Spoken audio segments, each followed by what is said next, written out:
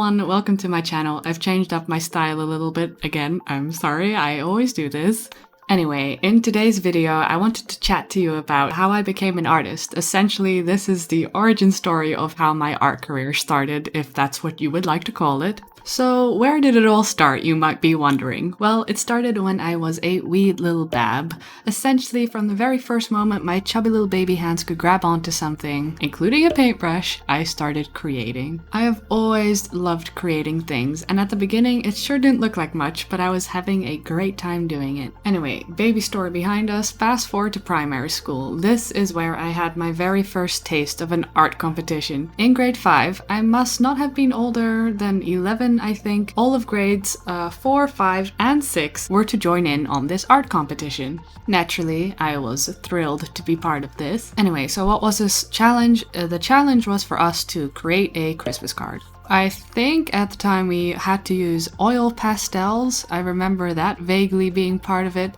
But essentially we all had to draw it, and then the teachers would pick the best one, and the best card would then be printed a couple hundred times to be sent to all the students, teachers, and parents who were part of the school. It was a huge honor to be chosen, so I was in it to win it. I poured my heart and soul into this piece. I was just fully committed to winning, and it worked. I did win. I was very chuffed with myself. This was by far the biggest confidence boost I had had in a while, and for the first time I actually felt I was good at something. In this moment I decided that I was going to pursue art, in hobby form at least. And I did. I drew, and I filled sketchbook upon sketchbook. My best friend was also very artistic, so we had each other's backs. She was actually the one to introduce me to DeviantArt back in the day when it was still thriving. Don't know what it's really up to today. I heard rumors that it's not super swell down there anymore, but oh well. All good things must come to an end. A year or two later, I got an amazing birthday gift from my parents. It was my very first drawing tablet. I'm not gonna lie, I didn't actually use it for the first few months because it was a huge, it was hugely intimidating. Not only did I have to learn how to draw on a tablet, I have to look at the screen and then you have to draw on the table. It's weird. Hand-eye coordination gets all messed up. And then on top of that, I also had to learn a drawing program, which was a huge challenge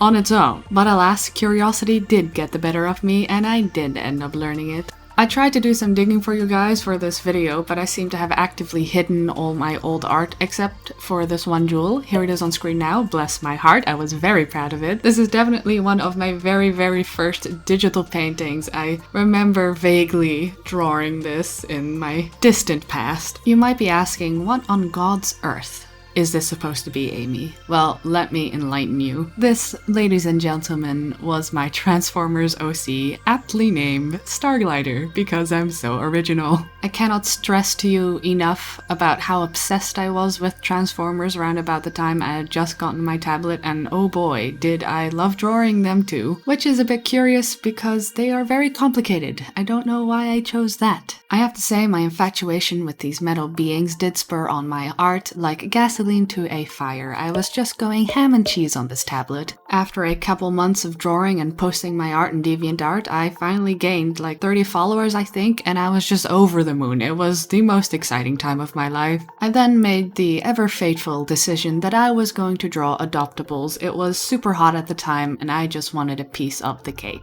Piece of cake in hand, I decided I was gonna make adoptable velociraptors, but I drew them all cute. At least that's what I was trying to achieve. And you wanna guess how much I sold these bad boys for? Yeah, that's right, 10 cents a pop, baby. I was making bank. Just kidding, I sold like maybe 7 of them, and it was definitely not a brilliant business model, but the entrepreneurial egg was starting to hatch within my baby mind brain. This phase didn't last too long, and I decided to once again dunk my entire body back into the Transformers universe. A new movie had come out, and a new series was also running at the time, so everyone was just going absolutely nuts, including me. This is where I started doing my very first commission work for ridiculously small prices. I'm talking a couple euro tops for days of work. But I felt on top of the world, that anyone would even buy art from me. My standards were a bit low at the time, I do admit. However, there was change in the wind. I was going to start university and I had vowed vowed to myself that art was going to take a back seat. I wanted to be a scientist, and art simply wasn't going to be part of that equation. I just kind of abandoned DeviantArt and slipped away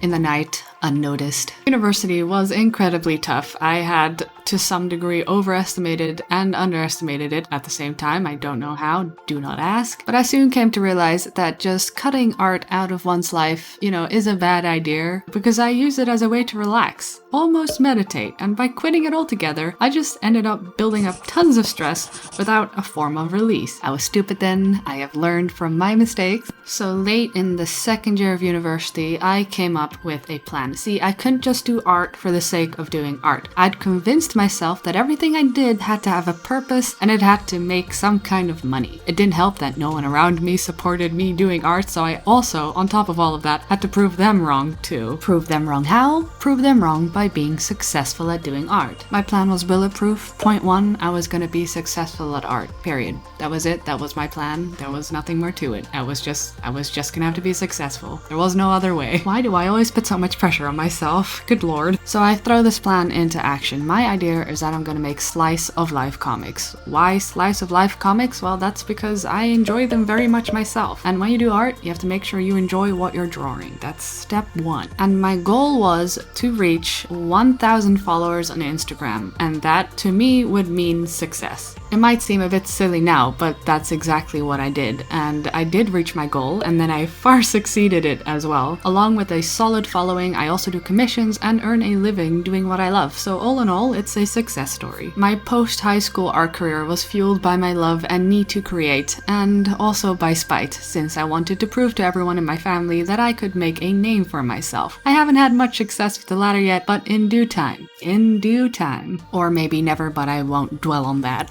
I don't think I can ever give up doing art. Some days I'm not as creative as others, but I don't think I can ever just completely give it up the way I tried in university. Art and creativity give me energy, and they make me so incredibly happy. It's hard to explain. So that's my short little story of how I became an artist. It isn't very linear by any means, and I still have a lot of learning to do, but that's what it is. Thank you for watching and stay creative. If you enjoyed watching, feel free to subscribe and like this video. Also, huge shout out to my amazing Patreons. You guys are the best.